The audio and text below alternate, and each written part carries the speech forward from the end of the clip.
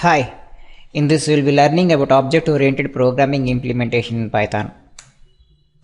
The basic concepts which are involved in the object-oriented programming approach are class, object, inheritance, encapsulation,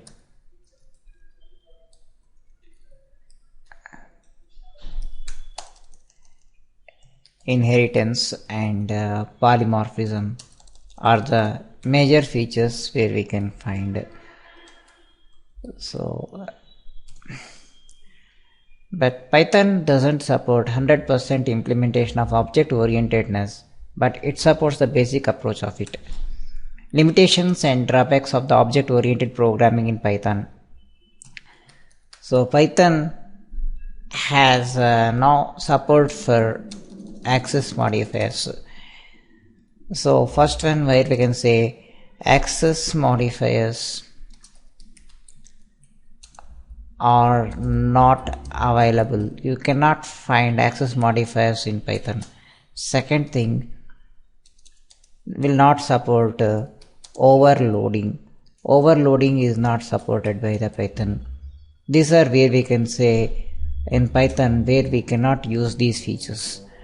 And it is now we can say even it is not 100% object oriented. So we can say no 100% encapsulation is made over here.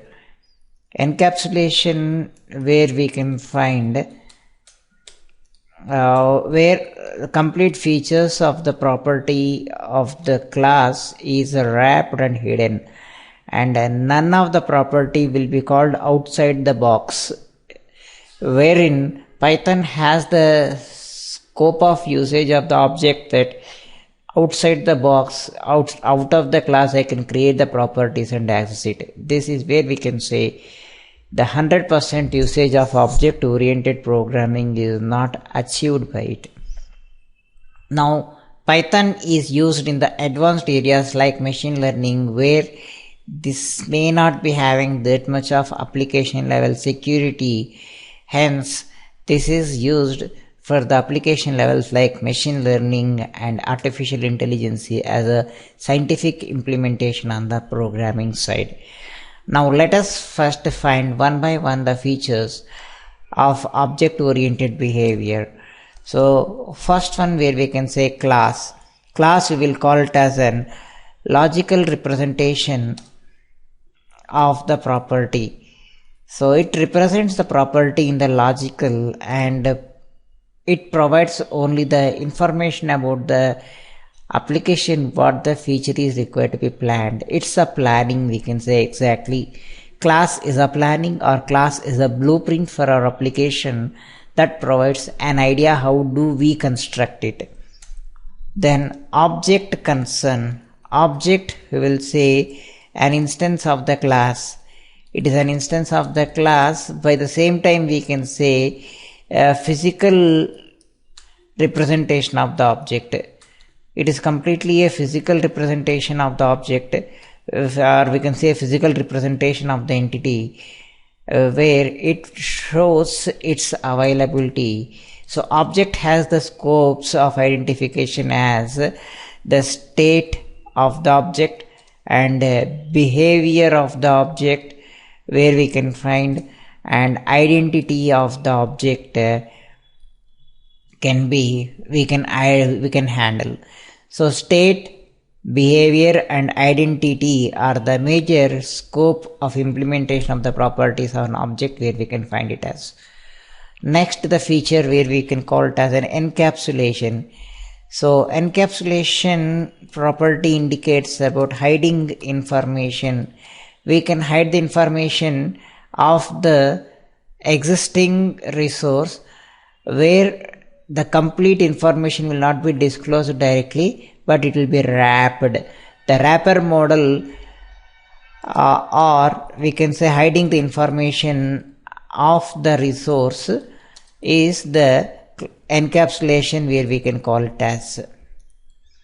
Okay. Then this is the next feature where we will look on to is inheritance. So inheritance is the scope of identification, where we'll simply call it as an reusability of the resource.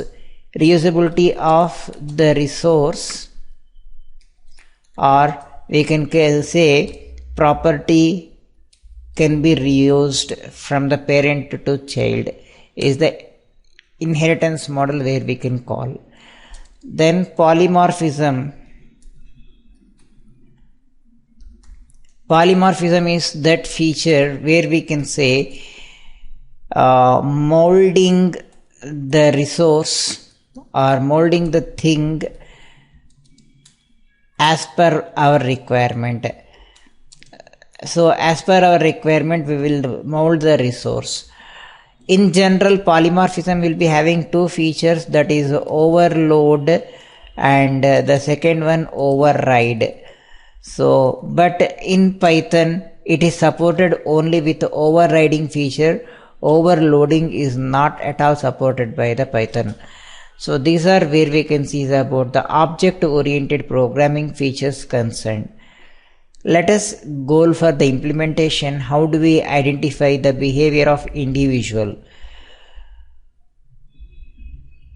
Now for the application level, I will create a class as a data has two properties, x as 0, y as some blank space. Now I have created the object of the class d is equal to data, where we have used over here. This indicates the instance of the class. Next, we will initialize the property. So whenever we are accessing the property from the object, we have to provide the binding reference. Dat is a binding reference. Using ddat x, when I say it binds the property x via the reference object, and which will initialize the properties. Similar the fashion y, and where we are going to represent the information. Here the instance of the class is done outside the class, so it is independent of the call of the user, but all the properties whatever you are finding in the class, they are by default globalized, they are public, hence where we can access the property easily.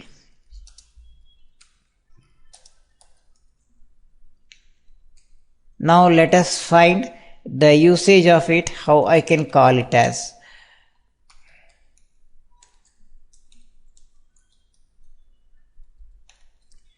Now where it can show 1, 2, 3 as a number and hello as a value, where it is showing the behavior of it.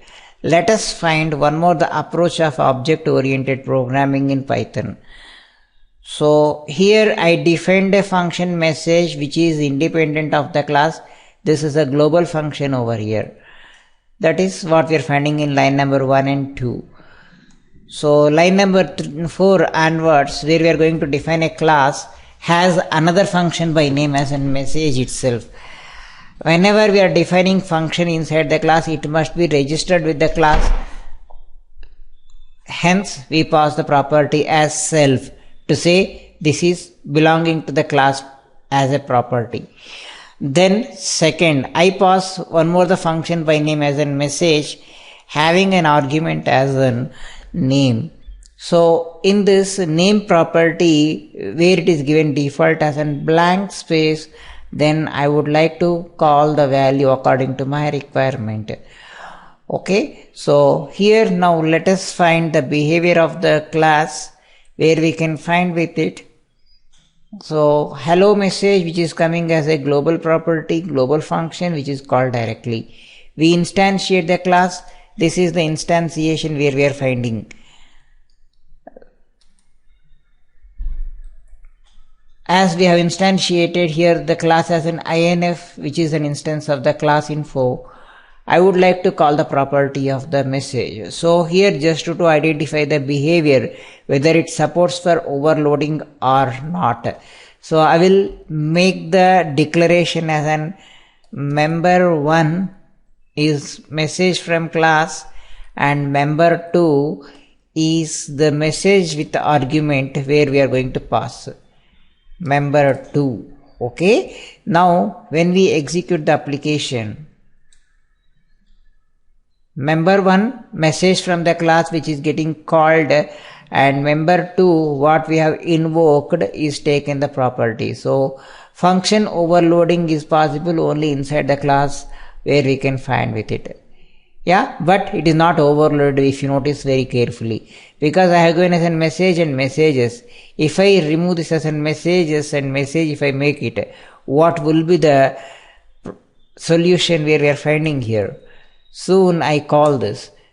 Both are called from message 2, member 2 only. It means that whenever we define 2 or more functions with the same signature by changing the argument, which is a overloading feature, is not supported by the Python. Hence, Python is not having the feature of overloading, but we can do overriding in the kind of relations. Hope now the concept is clear for you. Now we will go with the other part of our application.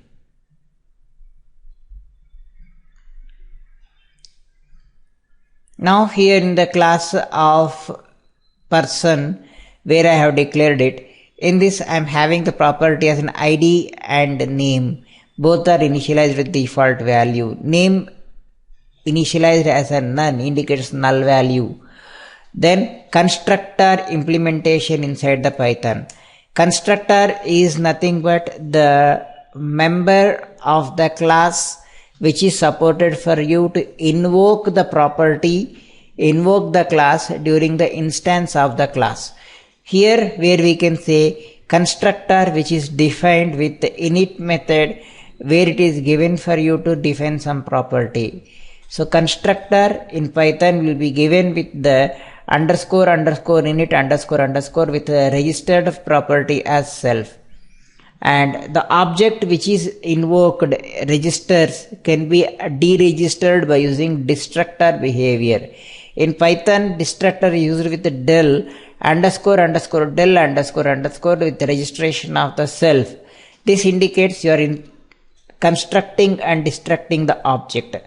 Along with that ID and name what we have given as a property, they are defined with mutators and accessor, that is nothing but get set property. Get ID, set ID where we will utilize as a property. Whenever we have to return the property from the class, we will be using self dot.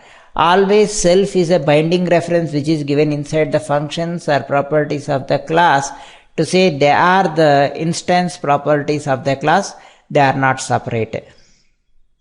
So after using setGet property, I define and I will instantiate. Now I will instantiate the class person, then I will set the property of ID as 101 and name as Raju and where I want to display it. Let us find the behavior of it. Now if you notice here, constructor says object ready to use, where we have got as a constructor message.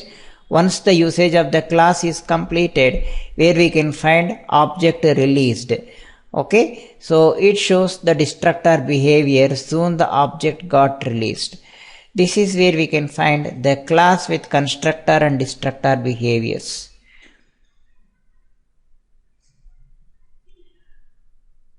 Let us go with the feature of implementation. How do we use inheritance with respect to Python? Inheritance is nothing but again the reusability property of the class, where base class property or parent class property is assigned to child class. Here I will call first is a parent class having some defined property as a member used with the registered name as in self. Then we define some functional activity. By the same time I am having second class. Here this class is not under the inheritance mode if you notice practically. What it is doing there, it is creating the reference object of the class. It is creating the reference object of the class of the first. Once the first class reference object is created, I will define the member of the function over here. Member function takes the reference property of the first class and executes it here.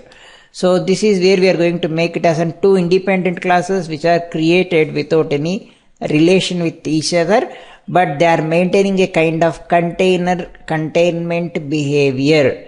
Class 2, that is second class, is a container that has the collection of list of objects. Our first class F is a collection member where we have created the object inside the class, and that is being called by the internal functions of the second class. Now if you create the object of the second class and call the property, this helps you out in making the reference of it. Hope this is clear. So in this, let us find the behavior of it.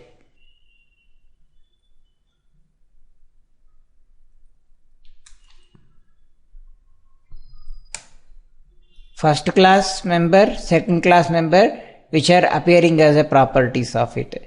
This is where we can say the object collection between the classes.